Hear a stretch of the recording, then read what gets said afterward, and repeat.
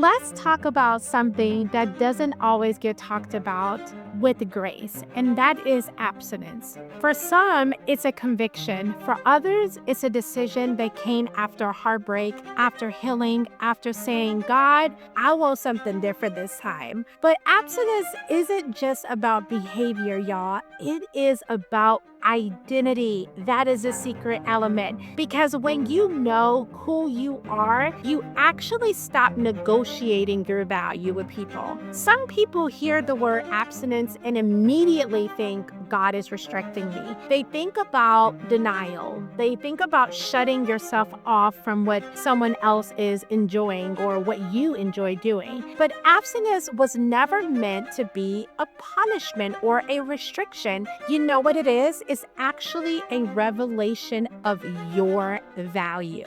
It's not about saying no to pleasure. It's about saying yes to your purpose. It's recognizing that your choices are not a random event. It is actually a sacred choice that you decide out of a revelation that you have about yourself in God. When you understand your worth, you stop treating your body like a transaction and start treating it like a temple.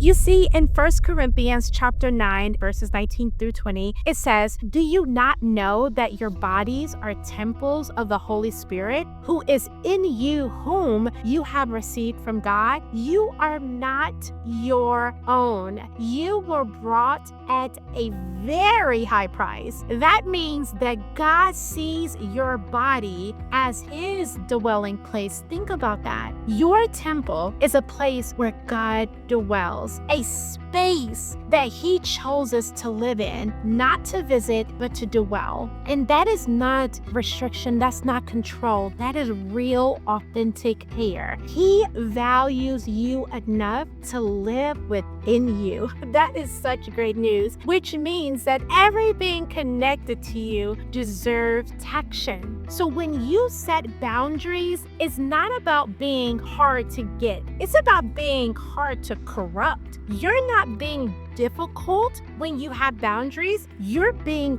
disciplined, because discipline is what allows purpose to develop without compromise. See, the world teaches self-expression. Do whatever you feel is right. The word teaches self-control. Do what aligns with righteousness. And control isn't oppression, it's ownership. It's the freedom to say, hey, I decide what enters my heart, my mind, and my body, because I know who I belong to. When you view your abstinence through the lenses of God, it stops being about what you are restricted from, and it becomes about definition. It defines who you are before anyone gets to try to. Because when you truly know your worth, you don't have to prove it. Your responsibility is to protect it. You don't wait to discover your worth through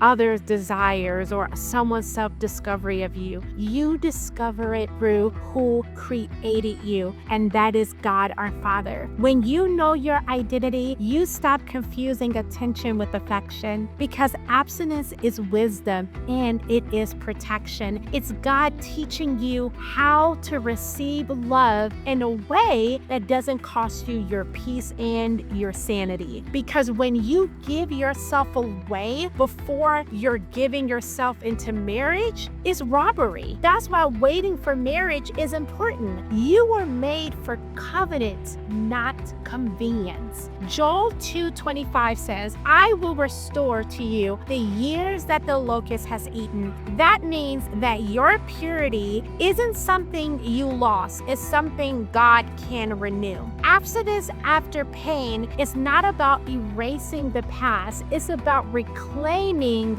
your future. Every no becomes an act of healing, and every boundary becomes a brick in rebuilding your worth. Every decision to wait and honor God becomes worship. Let me leave you with this. Abstinence isn't about proving something to God. It's about protecting what God has placed on the inside of you. This is a time where God refines your vision, deepens your confidence, and detox your heart from the patterns that try to convince you that you were too much or not enough. He's showing you that wholeness is not what happens after someone chooses you. It's about what happens when you finally choose yourself through Jesus. And when that right connection comes, when your spouse comes, the one that God has authored you and not through algorithms, you will recognize it because it won't pull you out of character to be loved. It will honor the woman that you have always was called to walk in. So stand tall, know your worth, walk